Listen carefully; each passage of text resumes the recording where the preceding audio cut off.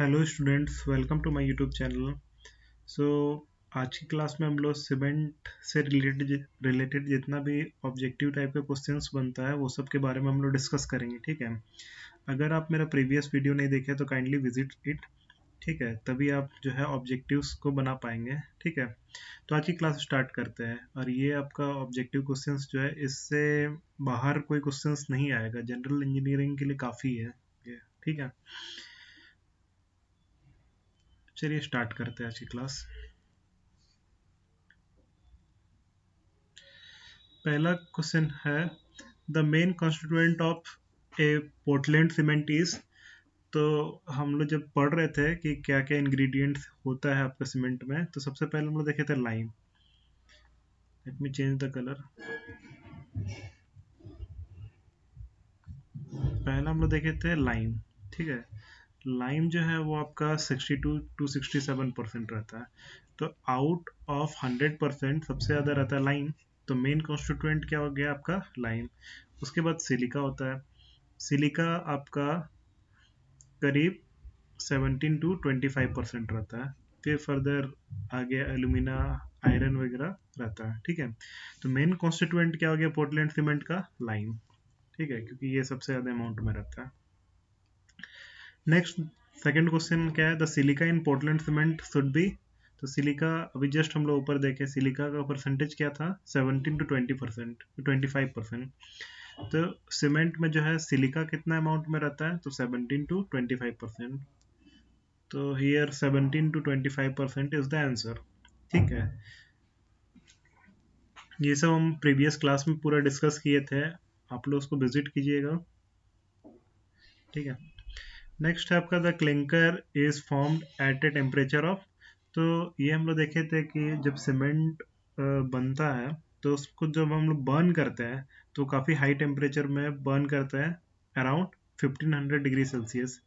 ये previous class में हम लोग डिस्कस भी किए थे कैसे सीमेंट मैन्युफैक्चर होता है, कैसे कौन कौन सा रॉक्स होते हैं जो आपस में मिलते हैं। तो कौन कौन से रॉक थे? एक थे कैलकेरियस और एक रॉक था आर्जिलेसियस। तो ये दोनों रॉक जो है आपस में इसको मिक्स किया जाता है, फिर जाके बर्न किया जाता है, और बर्निंग जो होता है आपका 1500 डिग्री सेल्सियस में किया जाता है। पूरे डिटेल में जानने के लिए आप लोग प्रीवियस लेक्चर को देखिए, तो जाके और क्लियर होगा। ठीक है, the amount of gypsum usually added in the manufacture of cement is. तो जनरली जिप्सम आपका कहीं कहीं 1 to 3% है, कहीं कहीं 2 to 3% है, कहीं 3 to 4 भी है। ठीक है, तो बेसिकली इतना ही के बीच में लाई करेगा। ठीक है, तो बेस अगर ऐसा क्वेश्चंस आता है तो आप देख लीजिएगा, मैक्सिमम टाइम 1 to 3% या 2 to 3% रहेगा। ठीक है, तो आपका आंसर यहाँ पे क्या हो जाएगा? 1 to 3%। जिप्सम जो है आपका 1 to 3% रहता है सीमेंट में। ठीक है, आगे नेक्स्ट क्वेश्चन हम लोग देखते हैं। Gypsum is added in the manufacture of Portland cement in order to. तो जिप्सम का क्या काम होता है सीमेंट में? तो सीमेंट में ये क्या करता है? सेटिंग टाइम को बढ़ाता है। तो यहाँ पे हम लोग क्या लिखेंगे इसमें? Lengthen the setting time of cement. Setting time को क्या करता है? लेंथन करता है, यानी इंक्रीज करता है। ठीक है, अगर जिप्सम हम लोग सीमेंट में नहीं डालेंगे तो क्या होगा? जैसे वाटर ऐड करेंगे सीमेंट में वैसे वो सेट कर जाएगा।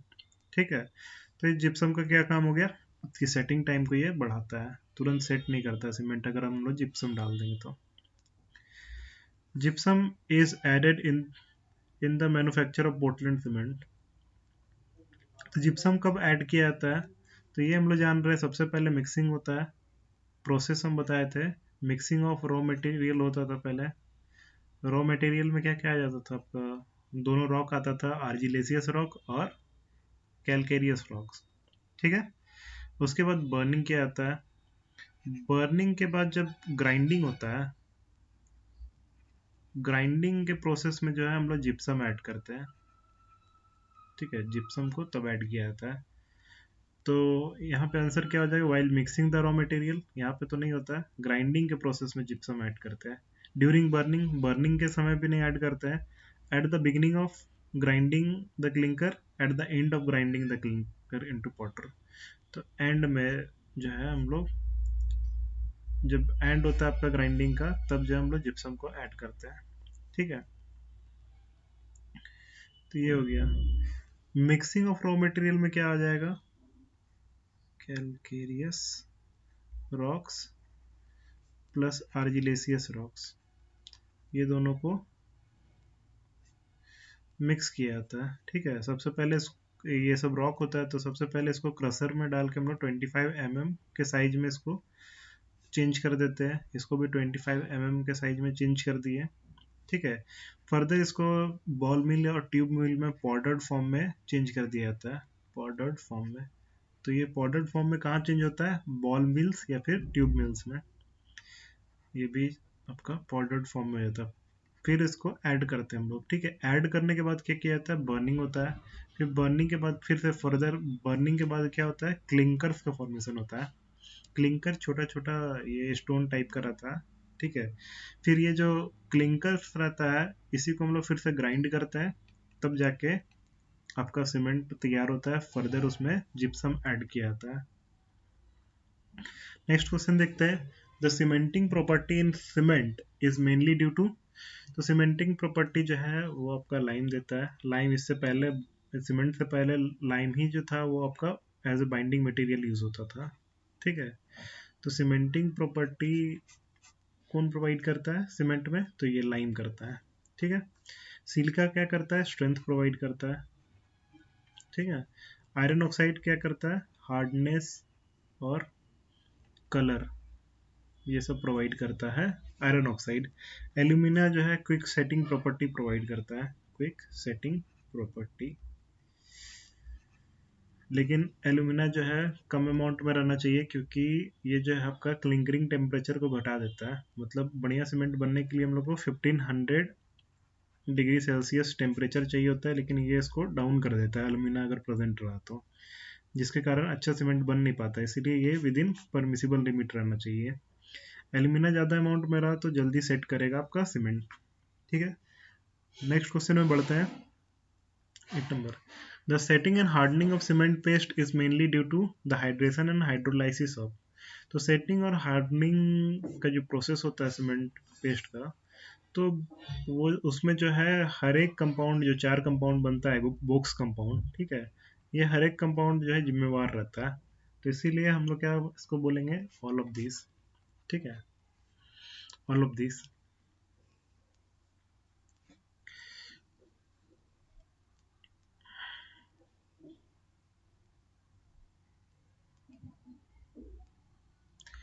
Next question, the ultimate strength of cement is provided by.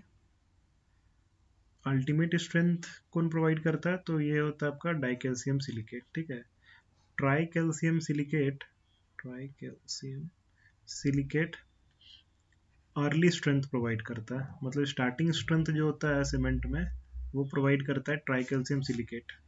लेकिन डाई कैल्शियम सिलिकेट जो है वो ये प्रोग्रेसिव स्ट्रेंथ प्रोवाइड करता है। मतलब फाइनल स्ट्रेंथ जो आता है अल्टीमेट वाला, वो डाई कैल्शियम सिलिकेट के कारण आता है। Moving to the next question, that is the initial setting of cement is caused due to. तो इनिशियल सेटिंग किसके कारण होता है, तो ये इसके लिए आपका जिम्मेवार है ट्राई कैल्शियम एल्यूमिनेट। ठीक है, इनिशियल सेटिंग जो है आपका ट्राई कैल्शियम एल्यूमिनेट के कारण आता है। Die calcium silicate progressive strength provide करता है। ट्राई कैल्शियम सिलिकेट जो है वो आपका अर्ली स्ट्रेंथ प्रोवाइड करता है। ट्राई कैल्शियम इनिशियल सेटिंग, और ये भी सेटिंग नहीं प्रोवाइड करता है, टेट्रा कैल्शियम एल्यूमिनोफ्लोराइड। ठीक है, लेकिन अर्ली इनिशियल सेटिंग जो होता है वो ट्राई कैल्शियम एल्यूमिनेट के कारण होता है। नेक्स्ट है आपका fineness of cement is tested by. तो फाइननेस जो है आपका दो तरीका से टेस्ट किया जाता था। पहला हो गया आपका सीब सीब मेथड, सेकंड हो गया एयर परमिएबिलिटी मेथड। तो ये दोनों से आपका फाइननेस चेक करते हैं हम लोग सीमेंट का।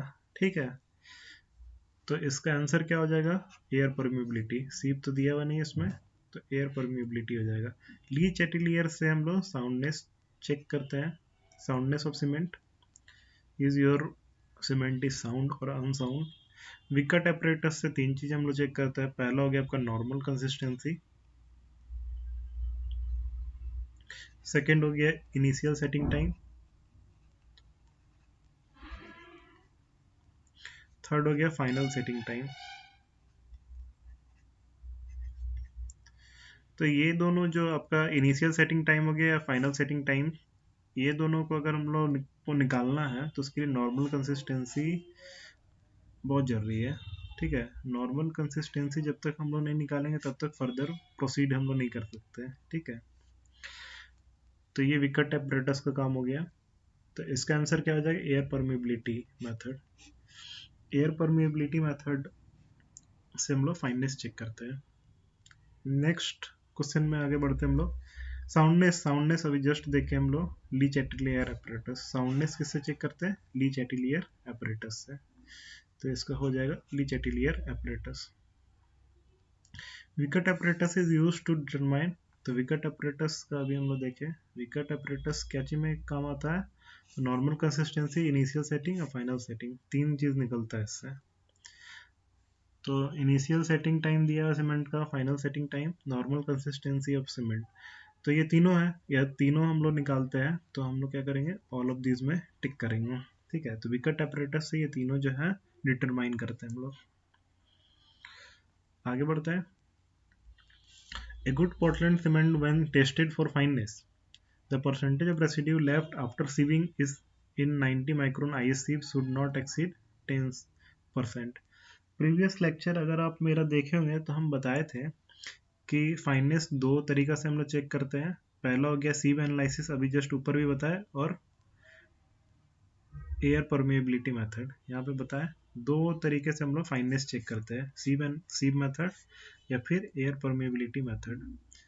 तो अगर सीव मेथड का हम लोग बात करें तो सीव मेथड में क्या करते थे हम लोग? सीव लेते थे जो चलनी था, ये कुछ सीव हो गया, ये सीव हो गया आपका, और ये आपका 90 माइक्रोन का सीव था। ठीक है, 90 माइक्रोन सीव था। हम लोग जो सीव मेथड में सीव यूज करते हैं for testing the fineness of cement, तो उसमें 90 माइक्रोन का सीव यूज होता है। ठीक है, और 90 माइक्रोन के सीव से मतलब ये जो चलनी है उससे, उसमें हम लोग जब सीमेंट रखते हैं, ठीक है, मान लीजिए हम लोग 100 ग्राम जो है सीमेंट इसमें पुट किए। ठीक है, करीब 100 ग्राम।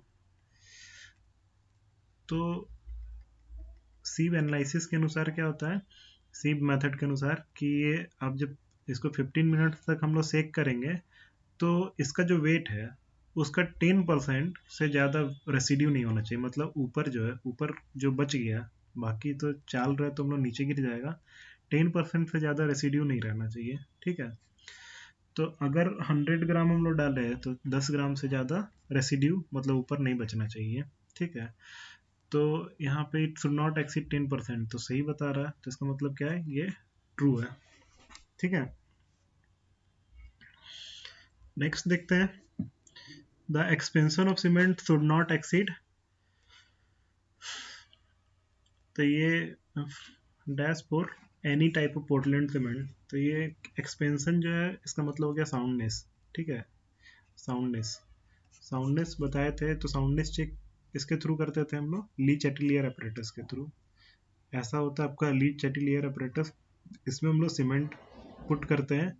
अब पहले इसका इनिशियल जो है हम लोग हाइट ये देख लेते हैं, मतलब कि क्या आपका ये दोनों के बीच का डिस्टेंस है। ठीक है, फिर हम लोग देखते हैं कि अगर आपका सीमेंट ऐड मतलब कि एक्सपेंड कर रहा है तो ये कुछ, ये जो टिप्स है आपका ये कुछ ऐसे हो जाएगा।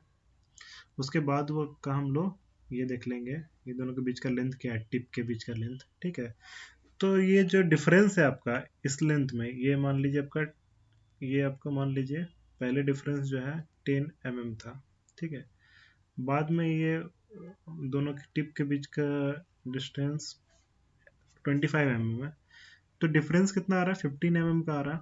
तो ये जो डिफरेंस है, ये डिफरेंस आपका 10 mm से ज़्यादा नहीं होना चाहिए। ठीक है, सामने टेस्ट के अनुसार, ली चैटलियर अपरेटस के अनुसार। तो यहाँ पे क्या होगा आपका, 10 mm से एक्सीड नहीं करना चाहिए। यहाँ पे देखिए आपका 15 mm हो गया, इसका मतलब 10 mm से ज़्यादा है, तो इसका मतलब ये आपका सीमेंट जो है वो उसको हम लोग कंस्ट्रक्शन में यूज़ नहीं कर सकते, ठीक है, क्योंकि इसमें फ्री लाइम और सिलिका का ये फ्री लाइम और मैग्नीशिया काफ़ी ज़्यादा होगा, ठीक है। एक्सपेंशन, बस इतना आप लोग जान जाइए कि एक्सपेंशन जो है सीमेंट में it should not exceed 10 mm in any type of Portland cement. कोई भी टाइप का सीमेंट रहा है उसमें 10 mm से ज़्यादा एक्सपेंशन नहीं होना चाहिए। बहुत इंपॉर्टेंट पॉइंट है, एग्जामिनेशन पॉइंट ऑफ व्यू से, ठीक है। नेक्स्ट देखते हैं हम लोग 16 number question. The normal consistency of Portland cement is about. तो नॉर्मल कंसिस्टेंसी जनरली 25% होता है। ये पिछला क्लास में हम बताए थे, पिछला क्लास का आप लोग वीडियो देखिएगा। 25% के लगभग में रहता है, कहीं कहीं 24% भी रहेगा।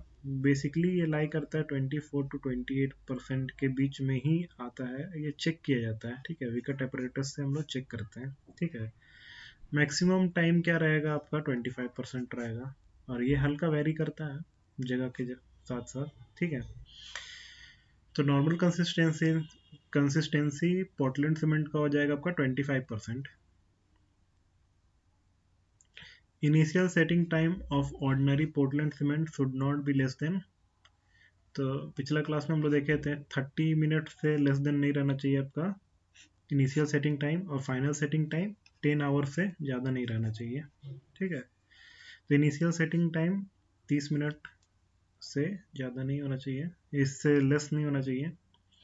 आगे देखते हैं, the final setting time of ordinary Portland cement should not be more than, अभी जस्ट देखें 10 आवर्स, मतलब फाइनल सेटिंग टाइम जो है वो 10 आवर से ज़्यादा नहीं रहना चाहिए ऑर्डिनरी पोर्टलैंड सीमेंट का, ठीक है। The rate of hydration and hydrolysis of cement depend upon its. तो रेट ऑफ हाइड्रेशन मतलब कितना वो स्पीड में वाटर के साथ रिएक्ट कर रहा है, ये आपका डिपेंड करता है। और हाइड्रोलाइसिस हो गया, ये हाइड्रोलाइसिस ऑफ सीमेंट किस पे डिपेंड करता है, तो ये आपका फाइननेस पे डिपेंड करता है। जितना फाइनर होगा सीमेंट, ठीक है, जितना फाइनर होगा सीमेंट उतना ही इसका rate of hydration and hydrolysis ज़्यादा रहेगा, ठीक है। तो ज़्यादा फाइन रहेगा तो स्ट्रेंथ भी इसका ज़्यादा आएगा और ज़्यादा बेटर तरीके से हाइड्रेशन होगा। हाइड्रेशन क्या हो गया, chemical reaction with in the presence of water, simple. जब हम लोग सीमेंट में वाटर ऐड करते हैं तो जो रिएक्शन होता है उसी को हम लोग बोलते हैं हाइड्रेशन। आगे बढ़ते हैं, compressive strength of ordinary cement is less than tensile strength. तो ये क्या हो जाएगा, रॉन्ग हो जाएगा, क्योंकि कंप्रेसिव स्ट्रेंथ सीमेंट का काफ़ी ज़्यादा होता है टेंसाइल स्ट्रेंथ से। अगर हम लोग कंप्रेसिव स्ट्रेंथ का बात करें, यहाँ कंप्रेसिव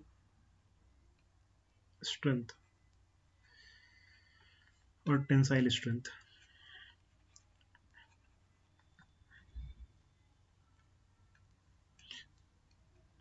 तो अगर हम लोग 3 डेज में कंप्रेसिव स्ट्रेंथ देखें तो ये करीब 11.5 न्यूटन पर एम एम स्क्वायर होता है। पिछला क्लास में हम लोग डिस्कस किए थे सीमेंट का, अगर 3 डेज में हम लोग चेक करें कंप्रेसिव स्ट्रेंथ तो ये करीब होता है 11.5 न्यूटन पर एम एम स्क्वायर। वही टेंसाइल स्ट्रेंथ 2 न्यूटन पर एम एम स्क्वायर होता है, मतलब अराउंड 5 टाइम्स से भी ज़्यादा होता है आपका कंप्रेसिव स्ट्रेंथ टेंसाइल स्ट्रेंथ से।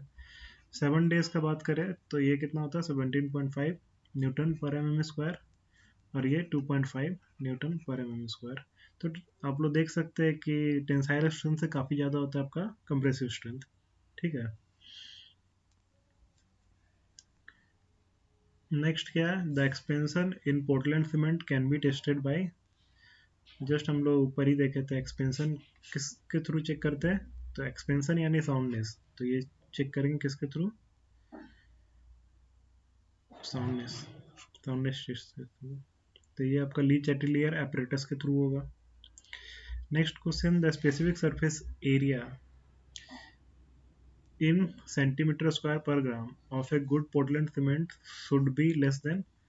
पिछले क्लास में हम लोग देखे थे 2250 होता है इसका आंसर। तो एयर परमिबिलिटी में हम लोग चेक किए थे। फाइननेस जब चेक करते हैं तो उसका दो मेथड हो गया, पहला हो गया आपका सी मेथड, दूसरा हो गया एयर परमिएबिलिटी।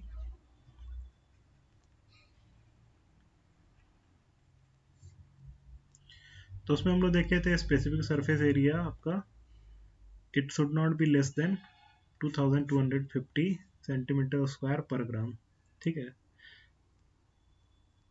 नेक्स्ट क्या आपका expansion of Portland cement is caused by, expansion basically किसके कारण होता है, तो ये होता है आपका फ्री लाइम के कारण और मैग्नीशिया के कारण।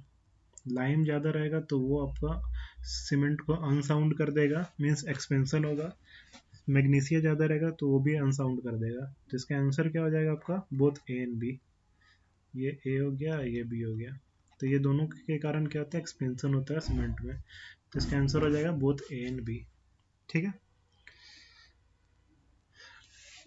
नेक्स्ट क्वेश्चन क्या है, the compressive strength in a good Portland cement and standard sand motor after 3 days of curing should not be less than, 3 दिन के बाद जो है आपका कंप्रेसिव स्ट्रेंथ क्या रहता है, ऊपर जस्ट देखें 11.5 न्यूटन पर एम एम स्क्वायर रहता है। ये 7 डेज के बाद रहता है, 7 डेज के बाद 17.5 न्यूटन पर एम एम स्क्वायर होता है कंप्रेसिव स्ट्रेंथ, और 3 डेज के बाद क्या होता है 11.5 न्यूटन पर एम एम स्क्वायर। आशा करते हैं आप लोगों को पूरा क्लास इंटरेस्टिंग लगा होगा सब, और बाकी सब जो है क्लियर हुआ होगा, ठीक है।